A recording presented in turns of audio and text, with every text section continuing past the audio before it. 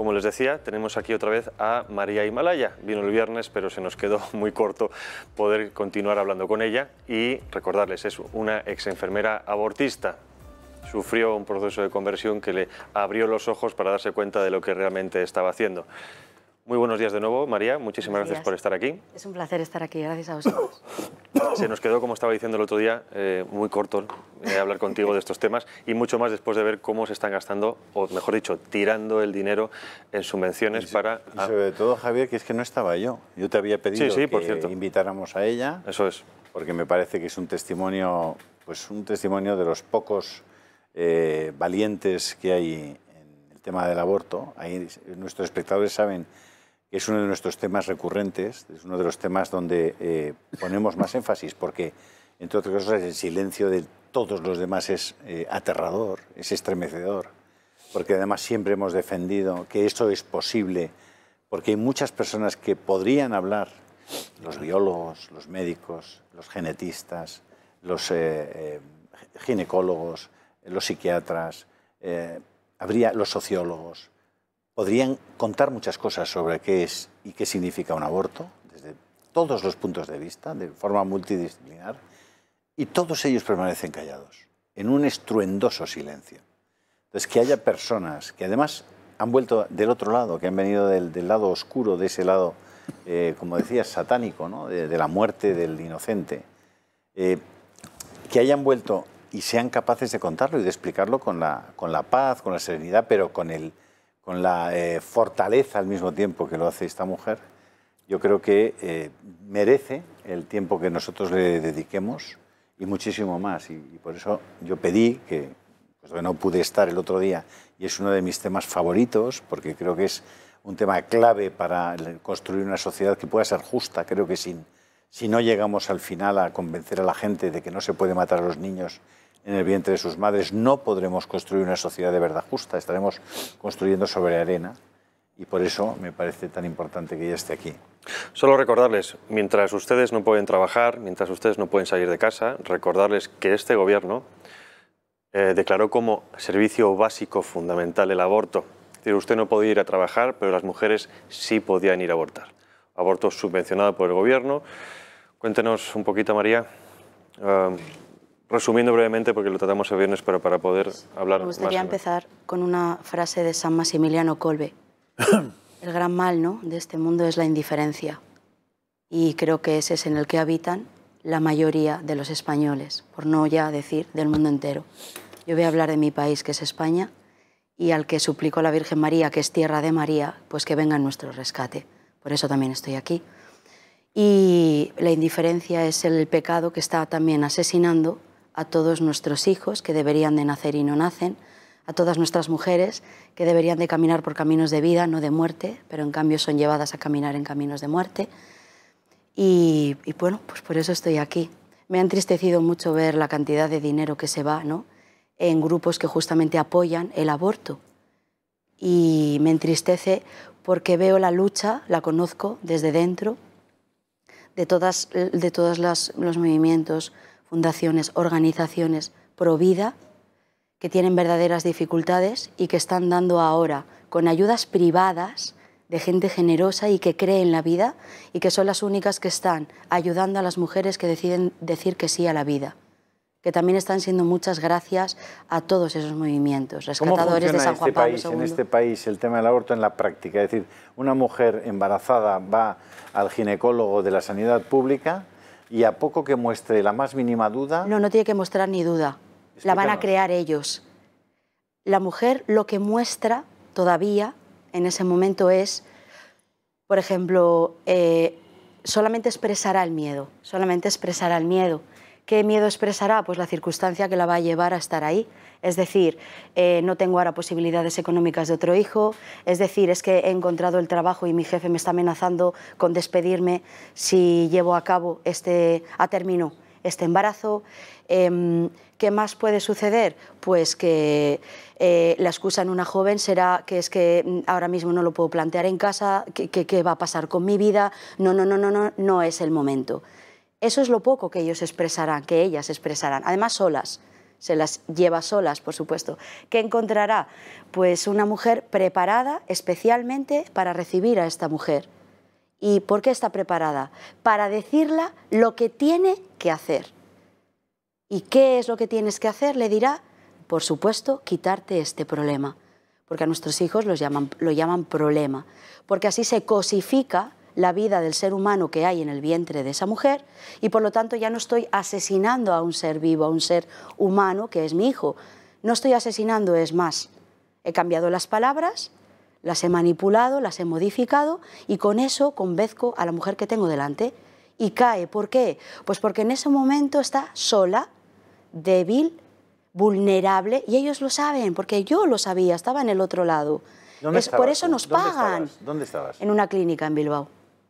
Pero cuando dice del otro lado es que... En el otro lado, en el lado en el que recibía a esas mujeres, ¿no? Y veía, por ejemplo, en esos años, las mujeres llegaban de los hospitales públicos, cuando era ilegal. Eran los hospitales públicos los que le decían, chica, tienes que abortar, te voy a decir el sitio donde tienes que ir. ¿Cuánto valía un aborto? Pues, ¿cuánto cobrabais por un aborto? Dependiendo del número de gestación. Cuanto más semanas de gestación está la mujer, más caro, por supuesto, es. Y además, ahora mismo podemos decir, tristemente, que cuanto más avanzado está las semanas de gestación de la mujer, también para determinadas prácticas más conveniente es. Por ejemplo, para el tráfico de órganos, por ejemplo, para la producción de cosméticos, por ejemplo, para la investigación, que es muy divertido escuchar cómo los médicos que defienden el aborto, que por cierto les quiero desde aquí recordar que hicieron un juramento hipocrático que tiene como único objetivo preservar la vida. Y creo que ya científicamente no podemos entrar a discutir. Contéstame la pregunta. ¿Cuánto cobrabais por un aborto? Y me dices en función de las semanas de embarazo. Entonces, ¿cuánto cobrabais? No lo sé así, con esa exactitud, no. Más o menos. Más o menos. Ahora se viene a cobrar primera semana, unos 300 euros puede estar costando, 300 euros, y de ahí podemos ir sumando. Un legrado. Un legrado, exacto, que lo llaman así, un legrado, que no es un legrado. Es que no es un legrado. Es un raspado.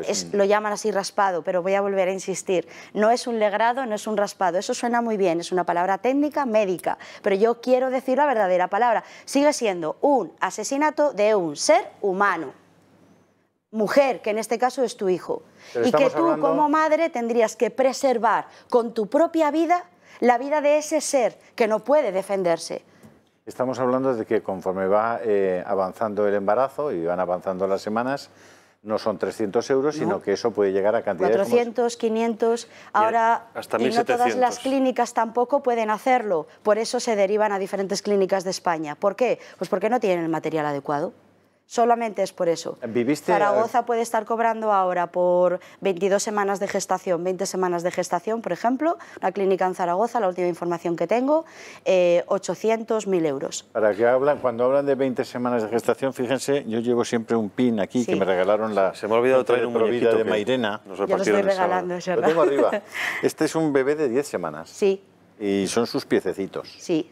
Lo digo para tener una idea. Extrapolando sería una cosa así, más o menos en cámara, ¿no? El piececito, yo puedo decir, el piececito, por ejemplo, que yo me encontré perfectamente formado aquel día en la clínica trabajando, muy al principio de mi trabajo, tenía el tamaño de esta uña y eran unas 8 semanas de gestación. Que ese es el día en el que yo entro en shock, porque ahí hago mi primera pregunta, ¿no? ¿Qué estoy haciendo? Si estoy defendiendo los derechos y las libertades de las mujeres, yo soy feminista, y si este pie pertenece a una mujer, ¿qué estoy haciendo? ¿Esta mujer qué era? ¿La líder que nos sacaría a todas las mujeres de la opresión en la que yo ahí creía, ¿no? Que venía por parte de los hombres de la Iglesia Católica, etcétera, de todas las grandes mentiras que me comí, como todas las mujeres se las están comiendo ahora, para podernos manipular? Lo que las feministas omiten es que la principal causa de muerte de la mujer en el mundo es el aborto selectivo. Es el aborto, pero no los ilegales, ¿eh? Es que, claro, no manejan cifras, hay que manejar información. Una pregunta. ¿Viviste alguna complicación grave a causa de la práctica de un aborto? Sí se vivieron.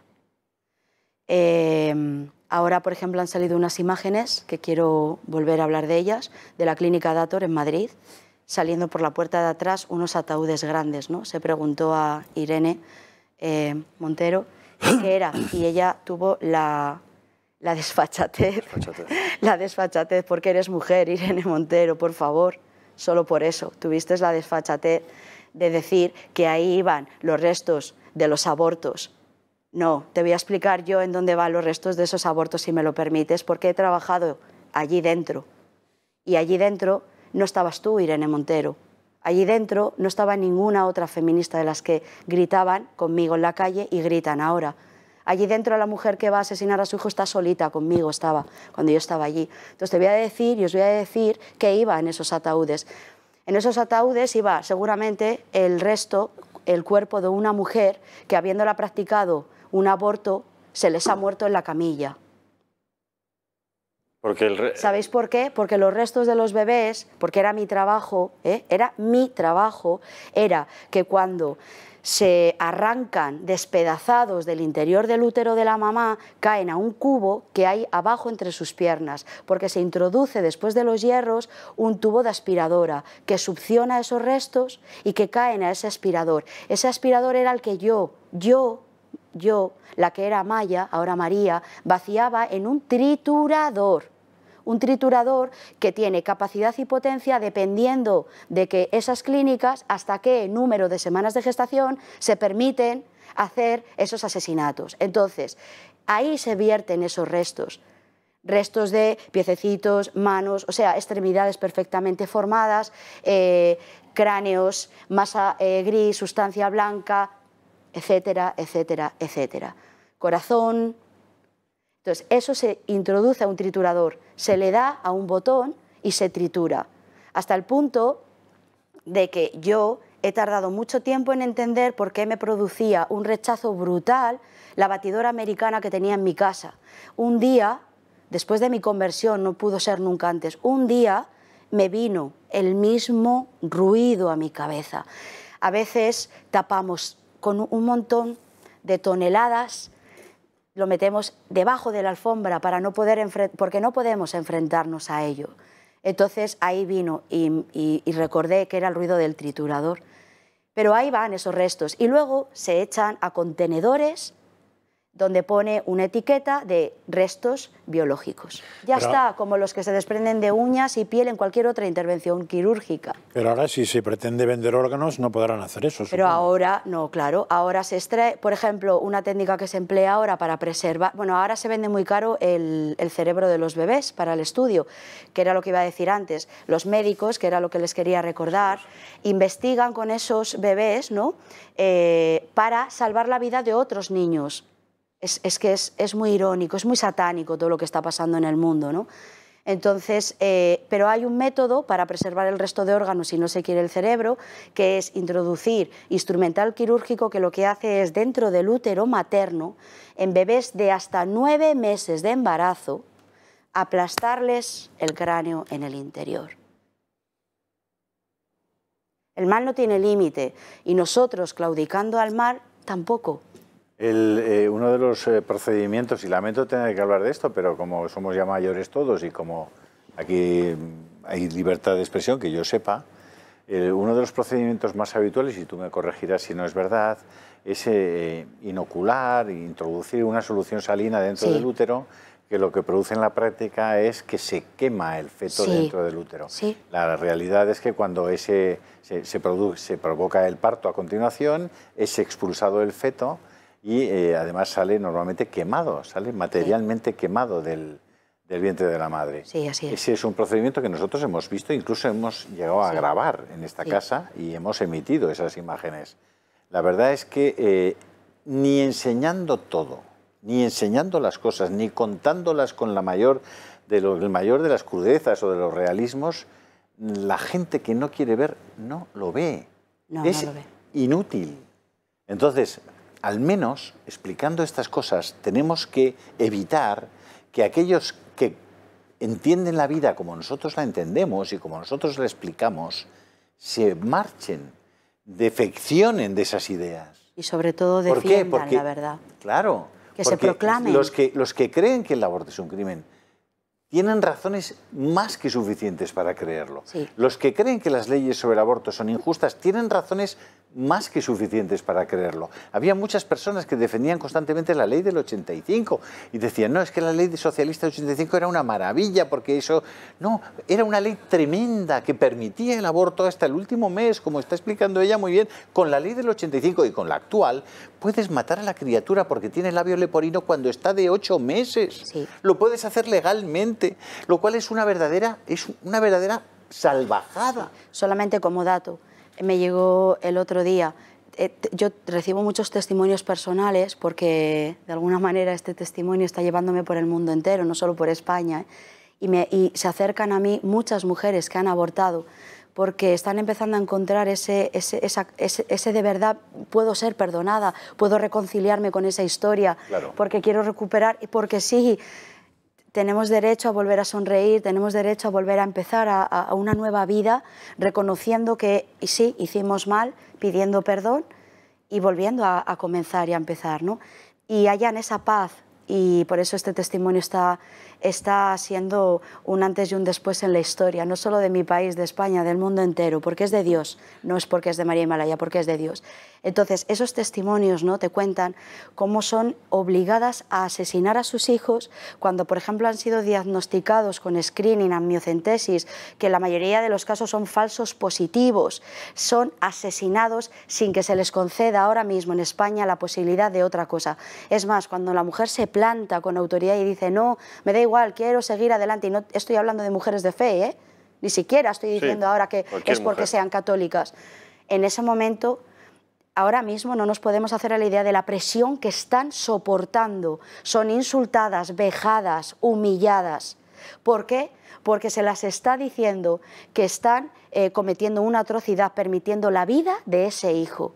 A eso estamos llegando. El triunfo del discurso de la izquierda es vender la idea de que los que somos pro vida somos los que odiamos a las mujeres porque no queremos que aborten. Mía. Entonces, y eso ha calado, tú bien sabes que vienes de ese sector. Sí, claro. Eso ha calado. Solo doy una respuesta a todo esto. Vamos a comparar, preguntarme, ¿por qué lo haces, María? ¿Quién te paga, María? Nadie, lo he perdido todo. Lo hago por puro amor. ¿A quién? Primero a Dios, es cierto. Y después a mis hermanas, las mujeres. Nunca he sido más feminista que lo soy ahora. Y nunca he sido más libre que lo soy ahora. Bueno, ¿Y qué quiero? Pues la libertad de las mujeres. Está bien que seas feminista, pero no olvides, María, que en eso de los niños el hombre tiene el 50%. Espera, vamos a eso ahora. Entonces, y no habla del feminismo. ¿por qué bueno, soy ¿no? feminista en cuanto a que ahora he recuperado mi feminidad? O sea, ahora he recuperado yo como mujer en medio de la familia con respecto al hombre, con respecto a la sociedad y con respecto al mundo. Entonces, y ahora desde la inteligencia que Dios me dio también como mujer, es como puedo ser libre y ejercerla. Y siempre es curioso que entonces empezamos a defender la vida, empezamos a defender el amor, la ternura, la dulzura, la bondad.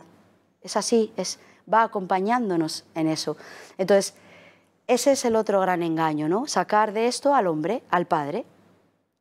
Bueno, pues es que al final el comunismo se basa en coger objetos contra los que lanzar el odio. En un tiempo fue ricos contra pobres y ahora está siendo hombres contra mujeres, ¿no? El hombre tiene que hablar sobre esto y también es verdad que creo que es el momento de que eleven la voz y que recuperen el lugar que tienen que recuperar y que proclamen la verdad. Y la verdad es que eso que tú estás diciendo que es una cosa que puedes asesinar, me pertenece porque es mi hijo. Yo quería preguntarle también sobre que está claro que la cultura de la muerte prima por encima de todo, y además hemos visto también que es un negocio. Quería preguntarte sobre qué procedimientos, prácticas, políticas se podrían aplicar a la par que el aborto, porque sabemos que ahora mismo el aborto no tenemos la fuerza para poder eliminarlo. ¿Qué se puede aplicar? ¿Qué puede ir? O sea, me refiero a nivel político. ¿Qué se puede hacer para ir reduciendo, que se reduzca de manera natural? Porque pongo el ejemplo de Hungría, ¿no? Favorecen que haya matrimonios jóvenes, que se proteja la vida, que las parejas jóvenes puedan tener hijos, y eso ha conseguido un éxito que no, en toda Europa. O sea, es decir, ¿qué ves tú que se puede hacer? Bueno, yo creo que en primer lugar dar testimonio, ¿no?, de la verdad, todos, de forma interdisciplinar, es una palabra muy bonita, ¿no?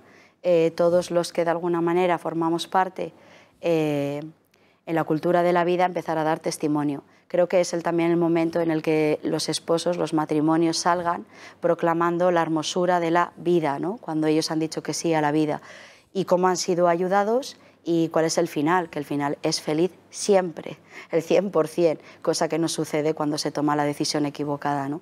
Entonces, creo que se tiene que empezar dando el testimonio, se tiene que empezar a abrir los medios de comunicación a ese tipo de testimonios. Creo que el siguiente es también empezar a sacar a la luz, a revelar la verdad de todas las personas que generosamente forman parte de esas organizaciones pro vida, que están dándolo todo por pura generosidad y amor para que se diga que sí a la vida. Las mujeres necesitan en esos momentos ayuda. Bien, pues démosla. ¿Y quién la tiene que dar? Claro, las tienen que proporcionar las leyes de nuestro país. Esas son las leyes que se tienen que proponer y aprobar. Si no me equivoco, Julio, tenemos el triste honor de ser el único medio que defiende la vida abiertamente. Bueno, es que ni 13TV, si no me equivoco. A mí me parece un honor maravilloso. Digo triste honor porque ojalá fuéramos más. Yo creo que aquí lo que hay que, en casi todos los temas, la clave es romper el silencio. Sí. Y para mí, es decir, este testimonio es maravilloso, es una mujer valiente y audaz y comprometida, apasionada por lo que está diciendo, por lo que está haciendo. Pero fíjate la fuerza que ganaría en la sociedad si los médicos, aquellos que hicieron ese juramento hipocrático, que es el de salvar vidas, proteger las vidas, salieran uno a uno y luego los que procedan colectivamente a decir, oye, esto es esto, esto es esto. El problema está en que hay una mercantilización de la profesión médica en muchos ámbitos y en muchos territorios que hace imposible que se manifiesten. ¿Por qué? Porque ganan mucho dinero con esto. Sí, así es. Porque hay mucha gente ganando mucho dinero con esto. Muchísimo. Y les da lo mismo. Les da lo mismo. Son capaces. Luego hablamos de los narcos y de no sé qué. Son capaces de ganar dinero con el negocio de la muerte de los niños, física, y de la muerte psicológica de las madres. Y de los padres, efectivamente. Están matando el alma de muchísima gente y el cuerpo de un montón de gente inocente. Y no hay nadie que abra la boca. Y cuando los políticos les preguntan sobre eso, se acojonan. No son capaces de decir, pienso esto. Porque inmediatamente se le echa una lista encima de decirle, ¿quieres meter en la cárcel a las mujeres? Y ninguna mujer ha ido en 100 años a la cárcel en España por abortar. Ninguna. Cero. Cero. No me utilice argumentos demagógicos y estúpidos. Pero nadie, ningún político es capaz de salir y decir, no ha ido ninguna mujer, ni nadie quiere que vaya una mujer a la cárcel. Lo que queremos es que no se vayan al cementerio o a la basura los niños. ¿No lo entiende usted? Arguménteme sobre eso. Y de todos modos, sí que hay que reconocer que muchos médicos nunca han querido realizar eso. Ahí está la objeción de conciencia. ¿Dónde está su testimonio público, espera, José María? Por eso las clínicas privadas tienen que existir y reciben fondos públicos, porque en muchos públicos los médicos no lo quieren hacer. Otra cuestión distinta es que declaren ni media, simplemente no quieren hacer. De todos modos, también sabemos que el Estado, según quien gobierne más, la presión que va a acabar haciendo sobre los médicos es el que usa la objeción de conciencia, pues tiene un tope ya profesional cada vez más bajito, con lo cual es una presión. De todos modos, yo quería preguntarle a María una cosa. Normalmente mucha gente ve el tema del aborto como una reivindicación femenina. Yo estoy entendiendo por tu información que lo que es un negocio masculino. Totalmente, sí. Fundamentalmente, que es sí. Un poco distinto. Sí, sí, sí, es bastante distinto. Vale. Y luego Y las mujeres que claudican, líderes, ahora estoy hablando, no las de andar por casa, las mujeres líderes que claudican a eso es porque están recibiendo mucho dinero. Y se demostró también cuando salieron unas conversaciones privadas con respecto a Planned Parenthood, ¿no? Cómo se jactaban de llevar Lamborghinis, zapatos de qué marca, como compran a bolsos, políticos para el apoyo en el exacto. Congreso. Entonces, quiero decir, las mujeres ahora mismo, para nuestras mujeres que están en el poder, no les importamos nada. O sea, que no es un negocio masculino solo, sino masculino y femenino. Sí, el femenino se deja arrastrar porque está saboreando las delicias de ese poder que ha querido siempre saborear. Está empezando a ver que eso es la puerta por la que pueden entrar y acceder. Hay una comparación en la historia que es muy distinta, que es la esclavitud. Evidentemente es otro nivel de cosa, pero sirve muchas veces para entender el fenómeno. O sea, la esclavitud, que ha sido en algunos países, de hecho existe aún, sí, pero ha sido una cosa absolutamente aceptada. Diríamos, la parte católica menos lo aceptó, pero probablemente había gente buena que aceptaba perfectamente la esclavitud, sí, y ahora mismo es una vergüenza, y al menos intelectualmente, que alguien justifique teóricamente aceptar la esclavitud. Claro, el problema vendrá, no el problema, la solución, el día que queramos justificar que la sociedad abortó. Ese día nos daremos cuenta que con eso hemos superado todas las salvajadas que se han hecho en la historia. Bueno, esclavitudes, asesinatos en el nazismo, asesinatos en el estalinismo, etc. Yo por eso llamo a este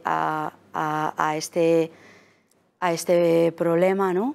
Que está devorando a toda nuestra sociedad y a los hombres y a las mujeres del mundo entero, un holocausto. El holocausto de este siglo es el asesinato de nuestros no nacidos. Aplaudido, el holocausto aplaudido. Claro, entonces, claro, nos rasgamos las vestiduras cuando echamos la mirada hacia atrás y vemos cómo los blancos, creyéndose poseedores de la vida de otro ser humano, que en ese momento eran los negros, podían hacer con ellos lo que querían y asesinarlos.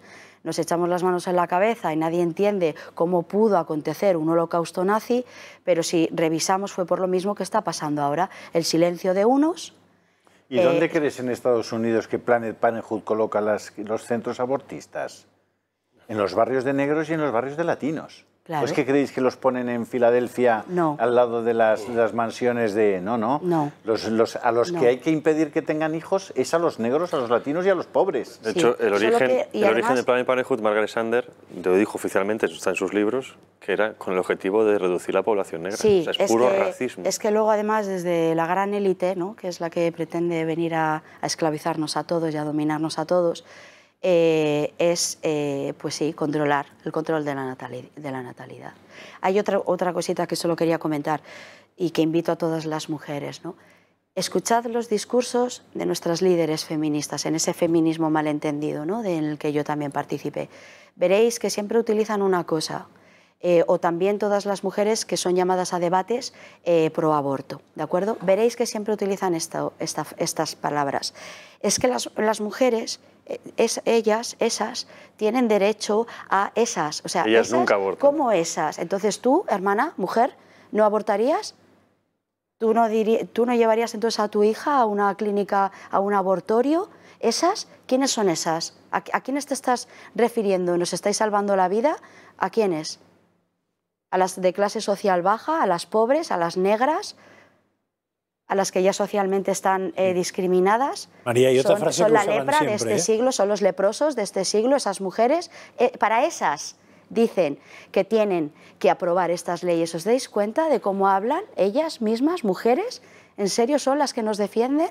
Luis. Y desde aquí, por cierto, a mí no habláis por mí, no me defendéis y no estáis para nada representándome. Pero para llegar ni a eso... mí ni a muchas mujeres, que también quiero aprovechar a decir, no os asustéis, mujeres, que es que las que estamos a favor de la vida somos muchas. Ellas lo que pasa es que gritan más y sé bien de lo que hablo, porque estuve en el otro lado y además se lo creen. Entonces vamos a ver si empezamos nosotras también a creernos el sí a la vida y a defenderlo, pues como si nos tuviera que ir nuestra propia vida. Pero ¿qué otra cosa tenemos que hacer? Pero para llegar a eso hay que crear un ambiente propicio para la cosificación.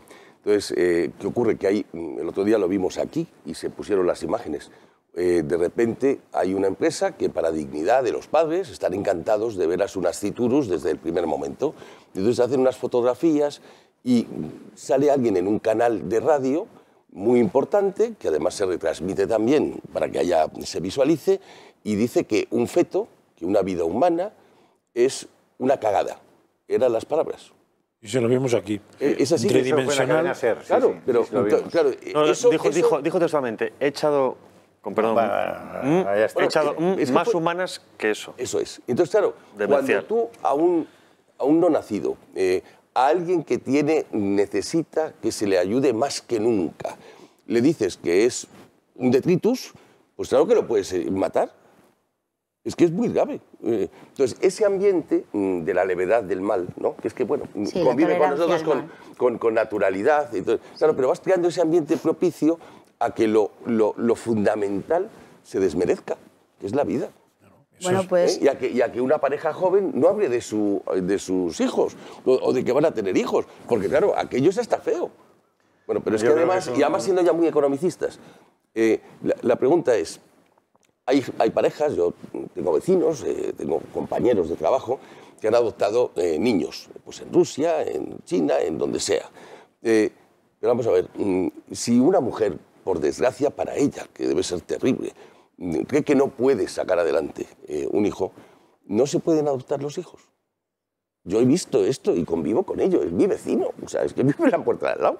Dice, o otra persona que trabajaba conmigo, que las pasó canutas para traerse... Se nos... 13:58. Bueno, ¿cómo es posible? No. ¿Cómo es posible que una mujer que tiene que pasar por eso, en su país, que existen parejas que quieren hijos, no puedan darles una vida? Y tengamos una demografía que se nos viene abajo. Además, hoy es la Son Virgen políticas de la Almudena. terribles. Hoy es la Virgen de la Así que Almudena. es un día mujer, bueno para... mujer, madre, esposa, líder, capitana, valiente y sobre todo que España la pertenece porque es tierra de María. Qué feminista, por Dios, me encanta esta mujer. Me parece una cosa tremenda.